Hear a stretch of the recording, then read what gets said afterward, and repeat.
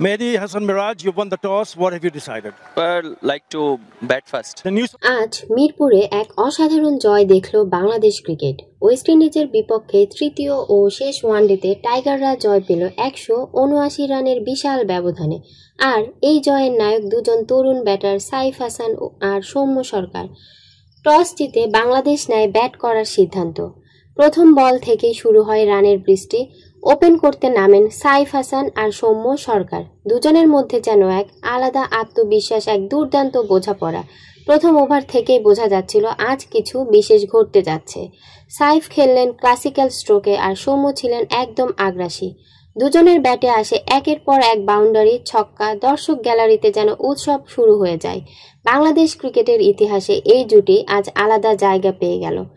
সাইফ সৌম্যের 176 রানের পার্টনারশিপ পুরো ম্যাচের চেহারাই বদলে দেয়। সাইফ তার ইনিংসে খেলেন 80 রান, ধীর স্থির নিখুঁত ক্লাসিক ব্যাটিং।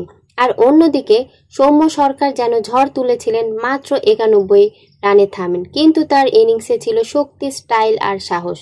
দুজনের এমন বোঝাপড়া, একে অপরকে জায়গা দেওয়া, সময় বোঝা, ঠিক এই কারণে বাংলাদেশ আজ 300 রানের কাছাকাছি পৌঁছে যায়।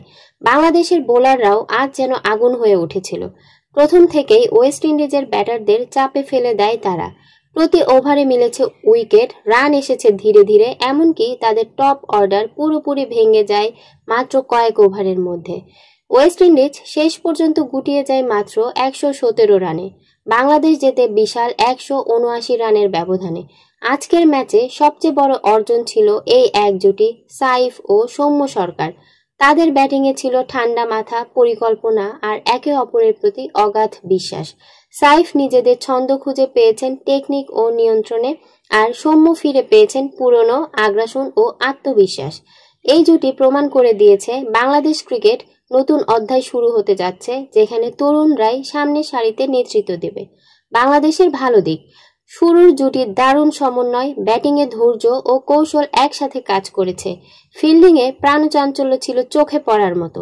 খারাপ দিক: ইনিংসে শেষ দিকে কিছু অপ্রয়োজনীয় শট খেলে উইকেট পড়েছে। রান রেট বাড়ানোর সময় একটু অস্থিরতা দেখা গেছে।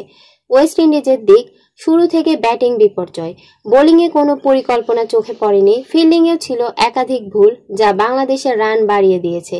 ম্যাচ শেষে পুরো দল ছিল আনন্দে ভাসমান। সাইফ ও সৌম্য দুজনেই জানিয়েছেন তারা শুধু নিজেদের নয়, পুরো টিমের জন্য খেলেছেন, আর এ জয় পুরো দেশের জন্য গর্বের। বাংলাদেশ ক্রিকেট ভক্তদের কাছে এই জয় একটা বার্তা দিয়েছে, আমরা পারি, আমরা ফিরেছি। আজকের ম্যাচে বাংলাদেশের জয় শুধু স্কোরবোর্ডে নয়, এটা এক আত্মবিশ্বাসের গল্প, এক নতুন সূচনার ইঙ্গিত। আর সেই সূচনা লিখেছেন সাইফ হাসান ও সৌম্য সরকার। তাদের এই জুটি আজ দেশে ক্রিকেট ইতিহাসে জায়গা করে নেবে এমন পারফরমেন্স দেখিয়ে দিয়েছে। এই ছিল আজকের বাংলাদেশ বনাম ওয়েস্ট ইন্ডিজ ম্যাচের সম্পূর্ণ বিশ্লেষণ। ভিডিওটি ভালো লেগে থাকলে লাইক, কমেন্ট, শেয়ার করুন আর বাংলাদেশ ক্রিকেটের আপডেট পেতে চ্যানেলটি সাবস্ক্রাইব করুন।